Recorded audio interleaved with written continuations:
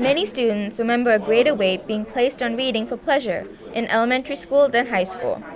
With the workload from classes, most students either can't find the time to read or simply do not see the relevance. I think they've definitely reduced the stress on how much we should be reading because everything that we're reading today in class is something that we have to read. It's almost like a forced reading instead of reading for enjoyment, which is how I believe that it should be. However, an article by oneworldliteracyfoundation.org calls on the benefits of reading as being a vital skill in being able to function in today's society, as well as helping to expand the mind and develop imagination, and that a person who knows how to read can educate themselves in any area of life they see fit.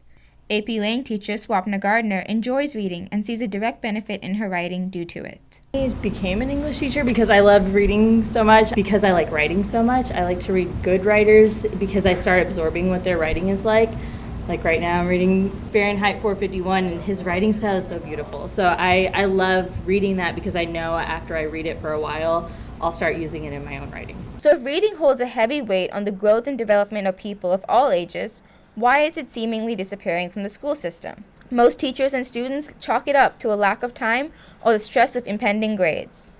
Head enjoys and greatly values reading and aims to help nurture it in her club, the Student Committee for Literary Arts. Each week we learn about authors and we learn about a certain element of writing that will hopefully help us just to create our own writing styles and just increase our abilities as writers, as readers, and almost transports you to a new kind of place where you can experience things that you might not be able to experience here in a school environment. Something that's a little bit more creative, a little more out of this world than the mundane society we live in today. Some teachers on campus are aiming to change that bit by bit, such as Gardner, who attempts to reincorporate reading into the curriculum by adding 10 minutes in the beginning of class every day, even though the AP Lang course does not put a heavy weight on independent reading.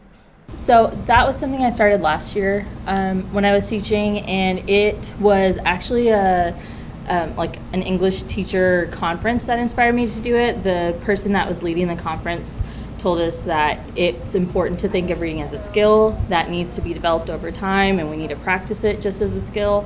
So he suggested having reading time every day, and he's used to teachers saying, well, I never have time for that. So he gave us a schedule of if you have a 90-minute class period, here's how you would spread apart that time. And so he suggested just doing 10 minutes at the very beginning of a class every day. So I stuck to that last year, and I was able to stick to it for the most part. School librarian Chelsea Hamilton also agrees that reading should still play a major part in learning. One of the main benefits of reading is the more that you read, the better that you write. So it directly correlates with your classes and anything that you're doing, and it also helps process anything that you see in your speaking. So it's all of your reading, speaking, writing, all that is tied together, and it also helps with your imagination. I think reading should definitely be enforced from pre-K all the way through college because it helps your imagination, it helps you with school, and it helps you just kind of relax and decompress.